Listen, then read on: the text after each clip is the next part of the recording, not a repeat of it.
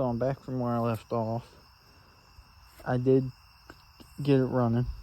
I ran it right before this clip. I'm going to put that clip in after this clip.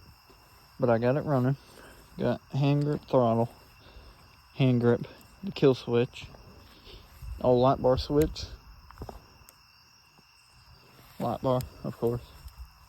Got all the wiring, zip tied, throttle cable zip tied, wiring for the kill switch, zip tied, flywheel, not flywheel, clutch, exhaust, no chain because the chain's short. I'm gonna buy a new chain. Down here, gas goes in the carburetor.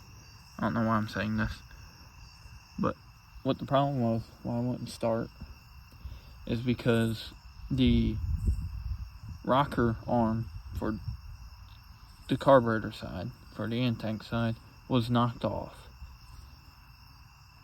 the spring and the push rod. So what I did was I took this off, found out the problem, put it back on, and then put the cover back on. That's all good.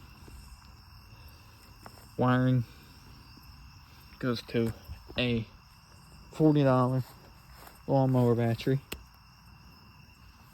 So I want to give y'all a rundown on how much this costed me. Alright, so $40 lawnmower battery.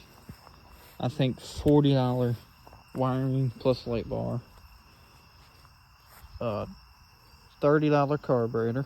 Came with the air filter. $30 throttle cable.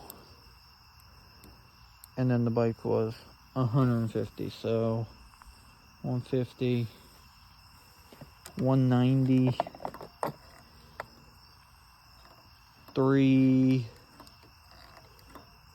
190, 330,